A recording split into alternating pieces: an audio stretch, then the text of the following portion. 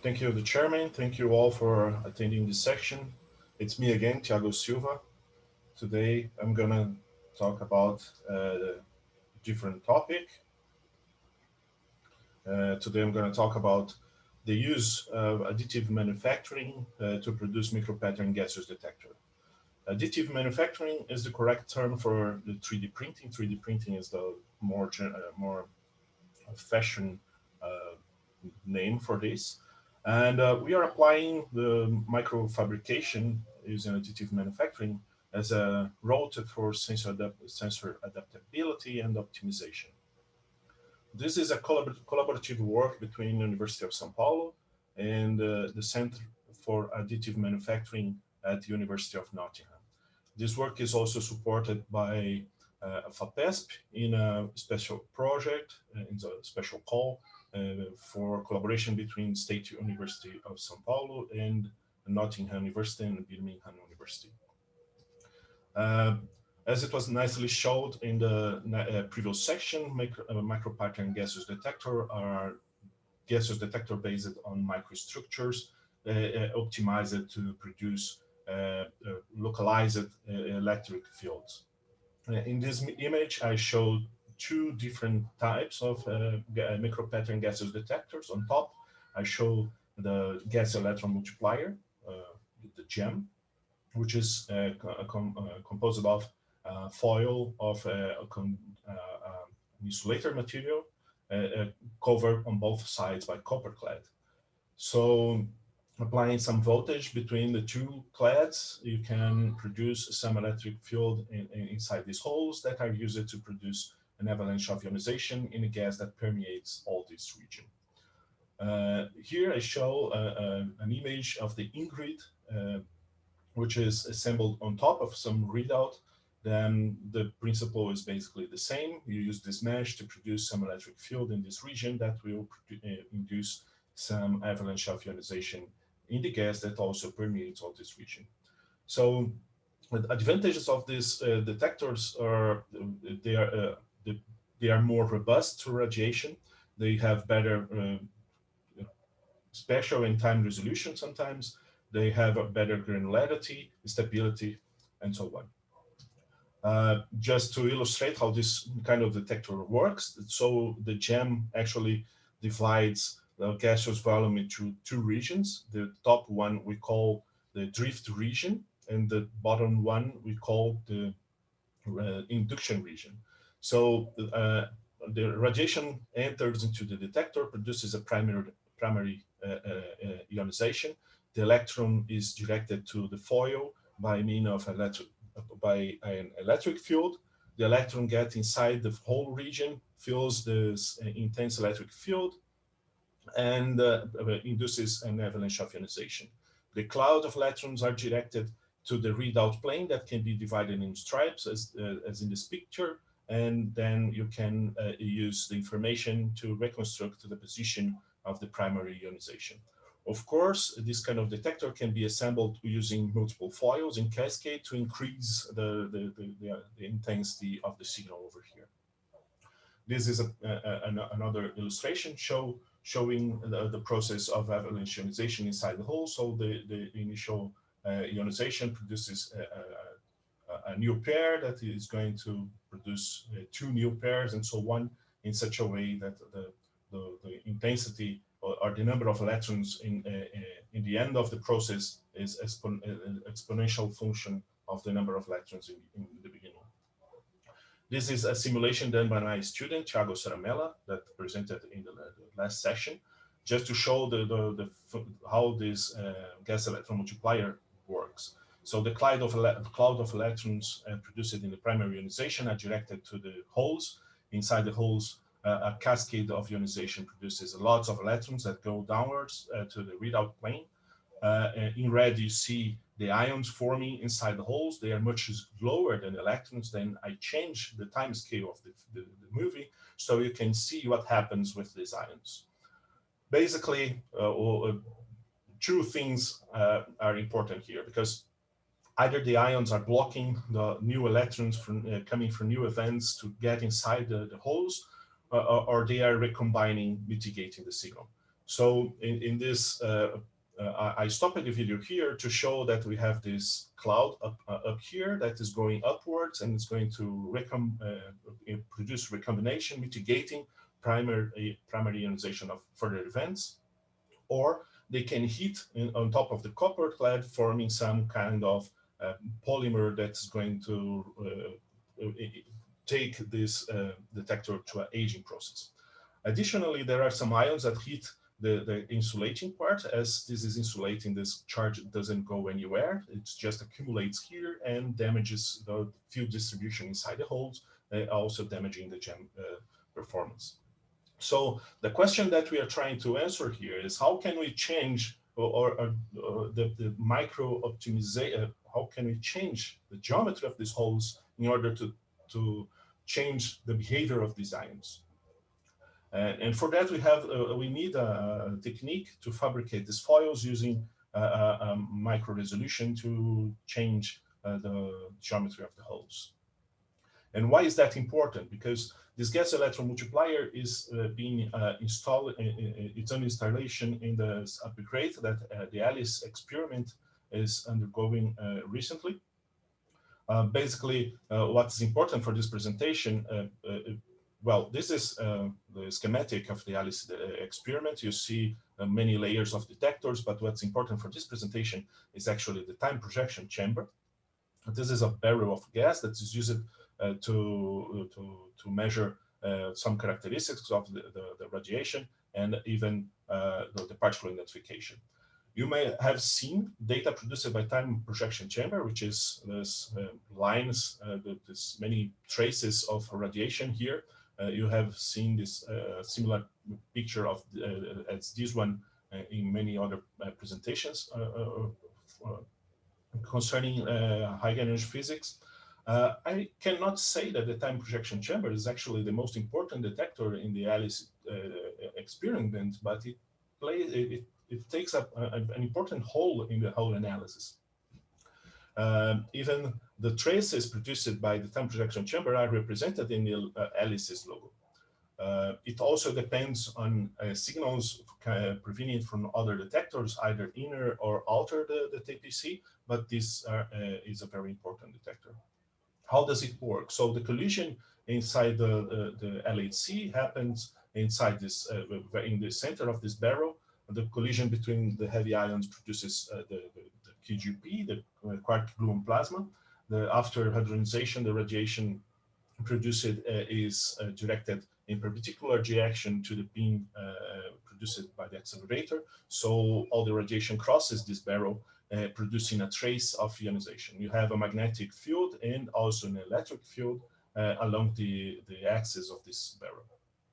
The electric field is responsible for directing the electrons into this region to heat in this end cap, and the ions are directed to heat this plate over here. On the other side, we have the different, the symmetric of the situation. The electrons is directed to this end cap, and the ions is directed to this plane. So in these two end caps, what we have is this readout plane that was in the past composed of multi-wire proportional counters to have spatial resolution, but now it's being replaced by a set of gem foils. So basically, the magnetic field also is responsible for producing this curvature and the trajectory of the charged particle. So measuring the projection of this trajectory, we can actually measure the momentum of the original radiation, right? And measuring the integral of charge produced in this trace of ionization, we can have an estimate of the energy loss. By combining these two information, the momentum and the energy loss, we can differentiate different particles provenient from the quark gluon plasma, and many studies are produced from this. Even in the last 2 weeks or so, a Nature paper was published regarding the use of ALICE to study the hadronic interaction. So this is a very important experiment for physics, and the use of the gems enable higher counting statistics, and an increase in the efficiency of the detector. This is a picture showing the scale of the gem detector produced to the ALICE. So we have a cascade of 4 foils to produce the desired amplification. They are assembled on just like this, and this is a scale with a model on the side. So the main feature of the gem, also among all of that characteristics that I mentioned in the beginning, are the fact that we can produce large area detectors with imaging resolution. But why we should care about this, besides this scientific benefits that we gain studying the quark-gluon plasma? It's because this kind of detector has many other applications. This paper was published by a group in Japan. This is not exactly the best paper you should check concerning quantitative results for the gem, but it actually shows what are potentialities of this device. So basically, they use X-ray source to do some radiography of some elements. They insert some object between the X-ray source and the detector. In this case, they don't use electrical readout, they use an optical readout. It's just a detail. If you want to know more about this, we can discuss in the question section. But the point is that we can produce an image of a P like this one. And what calls our attention is the fact that you have this dark region where you have no incident region, which was all absorbed by the material that it was holding the P. But what we can see is its body is the difference between contrast in the internal parts and also in the wing. So this may not sound so impressive in the first time, but the point is that this kind of detector presents a very wide dynamic range of contrast in image. So it's highly desirable to improve this kind of detector to do this kind of image. In fact, I have a collaboration with Dr. Linda Caldas in IPEM to actually define some protocol to calibrate those images to dosimetric values, absolute dosimetric values. This detector can also be used for tomography. The same paper shows a tomography of a pill where you can see the inside the structure, and it's very interesting to see how this detector works.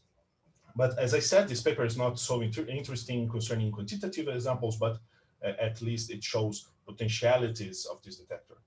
If you go there, you can see images using neutrons and protons, actually.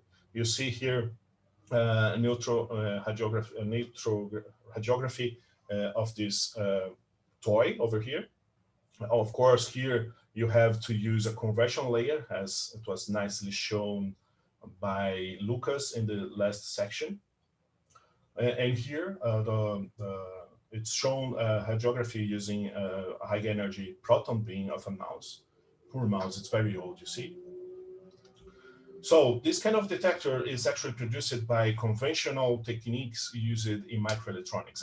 I'm not going into the details of that. If you have questions, I can answer later. But you always start from a foil, a plain foil, composed by the insulating material covered by copper on both sides.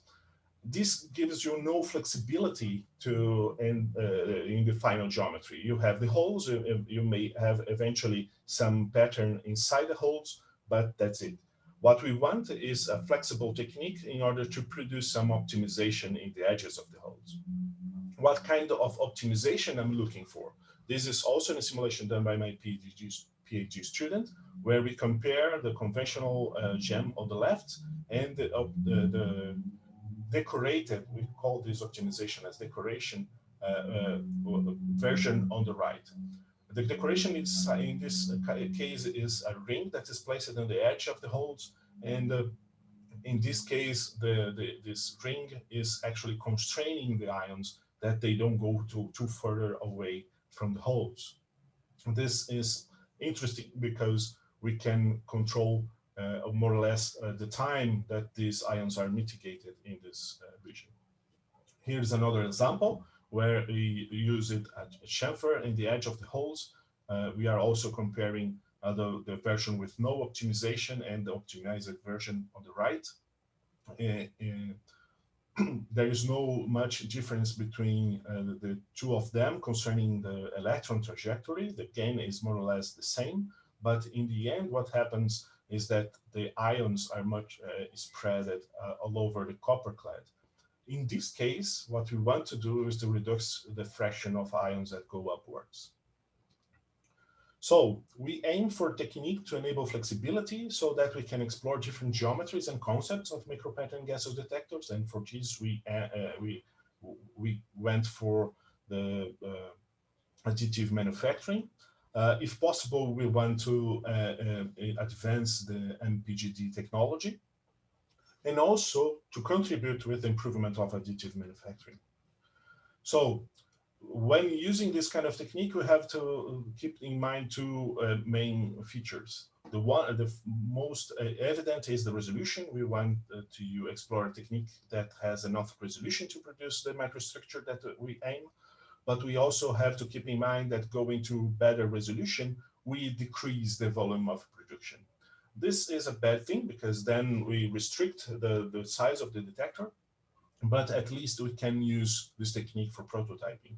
So we decided to go for projection microstereolithography, P-micro SLA, which offers the resolution between 2 and 5 micrometers and has a reasonable production volume. The difference between projection microstereolithography and two-photon lithography stays in the process of the polymer formation, the formation of the material.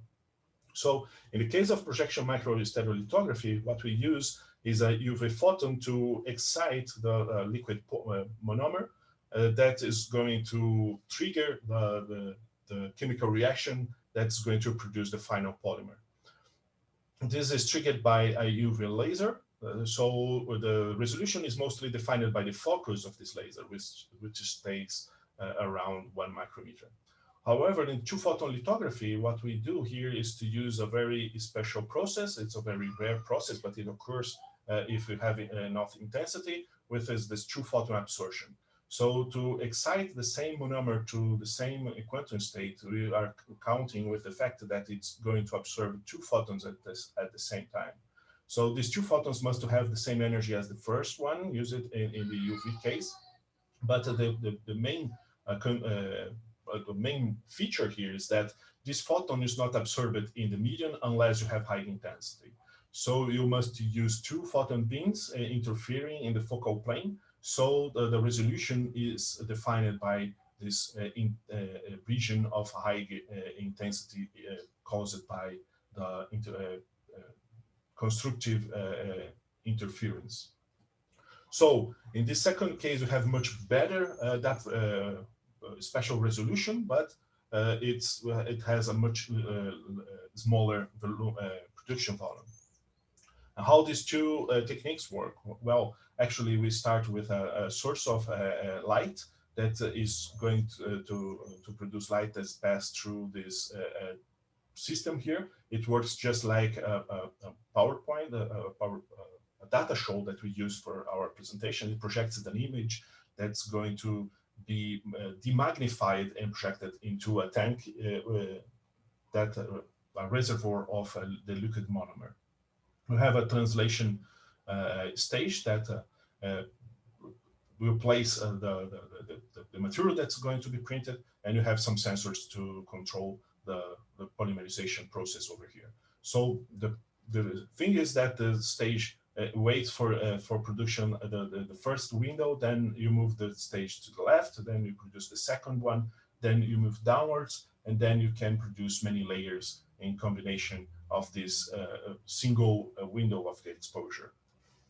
Well, in the end, this technique offers this production volume that we can produce foils of something like 2 by 4 centimeters.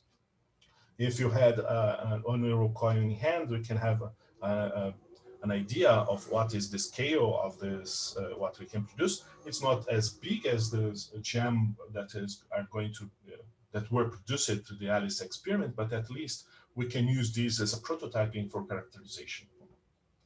If you had the opportunity to have one real coin in hand, then you may have this sense of scale of this production volume. If you are young enough to not having this opportunity, you just have to imagine that 200 of these form this new 200 reais bill that was just released.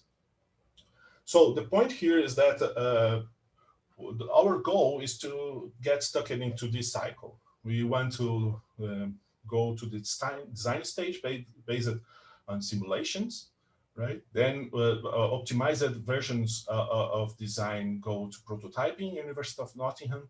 They print this, send to us to be characterized in the laboratory. This characterization may not be exactly measuring the gene performance as a detector, but it can be some characterization of the final product. So this kind of characterization is done also at University of Nottingham. And currently we are in the stage of the cycle that we can produce foils that are measured by microscopy, for instance. But we already have some outcomes that were used to new designs, as you're going to see. But it's important to keep in mind that additive manufacturing is not designed to compete with the traditional techniques for fabrication. Whatever the outcome of this research, we have to stay working on the mass production, right? So for this, we count with other collaborators. But in the last year, in 2019, this paper came out, which actually applies this two-photon lithography in such a way that they increase dramatically the production volume, keeping the resolution the same. So here in this graph that is contained in this publication, you can see the correlation between the lateral resolution and the production volume. This is not exactly the production volume, but it's something related to that. So you see exactly what I was saying. If you have worse resolution, you have a larger production volume. This is the lateral resolution, which is in the plane of the XY plane, and the axial resolution, which is in the Z-axis. So this is the value obtained by these researchers from California State University and Hong Kong. This paper is indeed a breakthrough in this area. It has some meaning for us because either in some future, in the closer future, we will be able to produce the same production volume that we are printing now, but with nanometric resolution, or we are going to be able to print much larger detector with micrometer resolution. So it's nice that we started to work on this now because some very nice improvements on the printing technique are coming in the next years. So as I said in the beginning, this is a collaboration between my group and the Center of Additive Manufacturing and the University of Nottingham. There they have a whole chain of control and whole chain of the fabrication. They have computational models to model the chemical reaction that occurs during the printing. They have control on the material. They can develop different recipes to obtain different results of the printing. They have control on the process. What it meant is that they have lots of collaboration with the brands that produce these printers, and they have also interface with the customers that use to apply this kind of printing. So this is the right place to collaborate in this project, and we are producing very nice results, as you're going to see. So the first result, as a proof of principle, we wanted to print a matrix of holes of 15 micrometer diameter, in this case on a slab of 250 micrometer thick. So this is the result. Tiago, I have 5 minutes more, okay? Okay. So as you can see, a matrix of holes is nicely produced. We can take a closer look and see the effects of resolution on the edge of the hole and also in the internal part of the hole. So this is a closer look showing that we actually got 40 micrometers. We can adjust this in the image that we use to print. And here is the effect of the resolution. In the conic shape of the hole, we see more roughness because of the change and the diameter in each layer, but it's still present in the straight hole. So we used this test to measure the resolution, and then we got back to design to actually assess what is the influence of this roughness in the detector performance. By simulation, what we have observed is that there is a small increment in the ions that get stuck into insulating part. It means that eventually the printed version may present some slightly higher charging effect, but the difference is so small that it can lie within the certainty of the experiment. So it may be the case that we even notice the difference, but we have to we have to benchmark both versions to actually define some basis of comparison to the optimized version. So we move forward to test what are the capabilities of this fabrication technique. We inserted this ring that I showed in the beginning, and we also try to fabricate holes with different internal shapes. So we use this biconic shape and this inverted biconic. If you are used to 3D printing, you may know that this void formed over here may be challenging. So we decided to test if this is possible to produce. So in fact, this was possible. Here you see the ring decoration.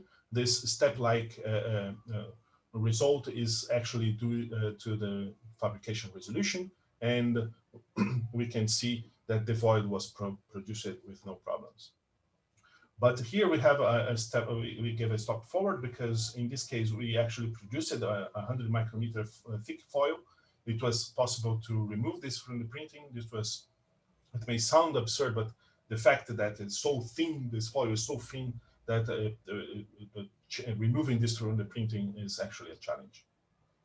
So here you see different diameters of the ring, showing the capabilities of the technique to produce the decorations that I mentioned earlier. So here you see that the holes are very symmetric. The resolution is quite good, and the decoration was nicely produced. Eventually, you see some cuts in the pattern because of the spatial resolution. The question now is how to produce the metallic clad, right? So I didn't mention this in the beginning, but this technique can handle only one material at a time. So we decided to handle the insulating part and then producing the copper clad layer. The first approach that we decided to go is to produce some caps to protect the internal part of the holes, because we don't want copper to get inside the holes. Then cover it with copper, open the holes with a laser drilling. So for that, we tested the production of these caps, and these are the models, because as I said, producing these voids are challenging. And we actually were able to produce these caps, but there was some deformation, as you can observe on this image. Our our hypothesis is that the liquid monomer is actually trapped inside the holes by these caps, and they present a different expansion coefficient. So when this material cools down, it can get some deformation. To conclude my presentation, we just demonstrated that my projection microstereolithography is not able to handle multi-material yet, but we had succeeded printing the insulating part of the gems, simulating and supporting our discoveries on the printing process, mostly regarding what kind of optimization we can produce and what are the effects of the resolution artifacts. New geometries are under studies currently by my student. The production of the metallic layers are actually challenging, but apparently it's possible. And some flexibility is enabled by the current additive manufacturing technology that can enable next generation micro-patterned gaseous detectors. So I want to thank you all for your attention, and also the funding agencies, FAPESP, NPQ, and CAPS, and the Instituto Nacional de Ciência e Tecnologia, Física Nuclear e Aplicações. Thank you. Hey, Tiago, thank you very much for a nice talk. And the session is open for questions. Does anybody have any question?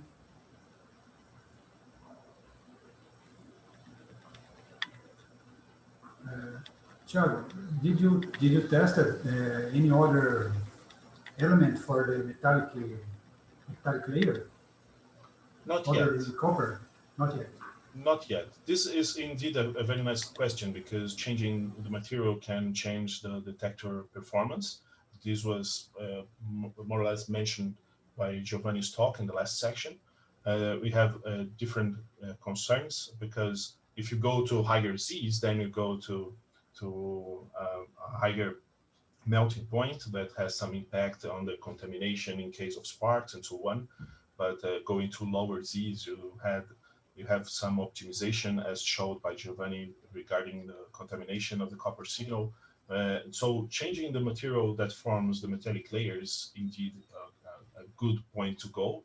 But we started with the basics, just for using the copper, and then we go switch to different materials. Also, just for curiosity, do you plan to print it in Brazil? How far is from printing it here? Well, this is something, I mean, for now, it's in my plan to collaborate with this Nottingham's group as close as we can, because they have the expertise of producing the recipes for the monomer and so on. So they are actually the experts on this technique. This is quite new. This is very recent, these two techniques, the projection microstereolithography and the two-photon absorption. For now, the plans that we have is to produce the conventional foil using conventional microfabrication techniques that are available in the university. So the conventional foil is in our plans to produce at the university, but for now the printing the technique is so new that we prefer to stick in the collaboration with the Nottingham group. Okay. Does anybody have any question? So, Tiago, thank you very much. I would like to thank you, Marcele, who will speak first. And now I think we have ended this section.